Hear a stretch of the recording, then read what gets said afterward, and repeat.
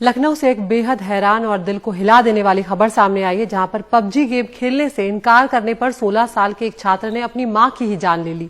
मां का बार बार गेम खेलने से रोकना बेटे को बिल्कुल भी बर्दाश्त नहीं हुआ। बेटे ने पिता की लाइसेंसी रिवॉल्वर से मां को गोली मार दी। 5 जून की ये घटना है। 2 दिनों तक घर में मां के शव के साथ रहा ये बेटा और 2 दिनों तक रूम फ्रेशनर से शव की गंध को छुपाता रहा। 9 साल की अपनी छोटी बहन को भी धमकाकर उसने दूसरे कमरे में बंद कर दिया था। बहन को भी गोली मारने की धमकी दी थी। छात्र के पिता सेना में तैनात हैं। पश्चिम बंगाल में उनकी पोस्टिंग है। पिता को मां की हत्या की मनगढ़ंत कहानी उसने सुनाई, लेकिन जब पुलिस ने सख्ती से पूछताछ की तब जाकर इस घटना का खुलासा हुआ है।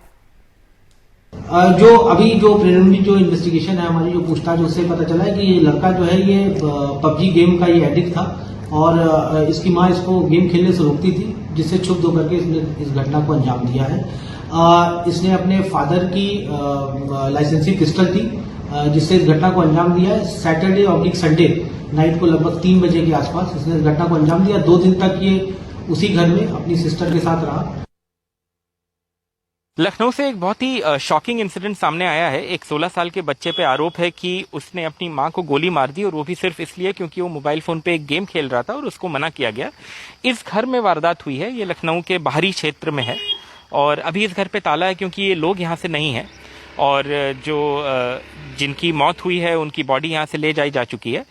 लेकिन पुलिस ने काफ़ी शॉकिंग डिटेल्स दी हैं। उनका कहना है कि ये सैटरडे और संडे के बीच वाली जो रात थी उस दिन 3 बजे सुबह इंसिडेंट हुआ। माँ ने मना किया लड़के को, 16 साल के लड़के को, भाई मोबाइल पे गेम मत खेलो। उस पर उसने पिता के लाइसेंस्ड पिस्तौल से उसको गोली मार दी अपनी माँ को। उसके बाद बॉडी को 2 दिन इस घर में छुपाए रखा और जब बदबू आने लगी तो उस पर परफ्यूम भी डाला, ऐसा पुलिस का कहना है। उसकी बहन जो 9 साल की है वो भी इसी घर में थी और उनका ये कहना है कि क्या कहते हैं कि उस वक्त उसकी बहन भी घर में थी और उसको ये धमकी दी गई कि अगर आप चिल्लाओगी या पुलिस को बुलाओगी तो तुमको भी मार डालेंगे।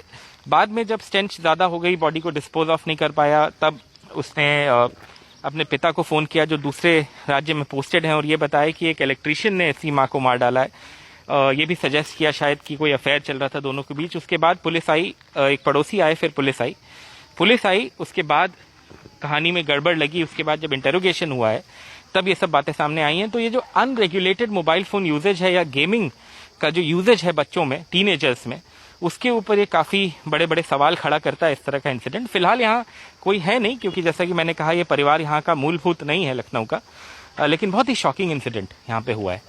कैमरा पर्सन राजेश गुप्ता के साथ आलोक पांडे, NDTV इंडिया।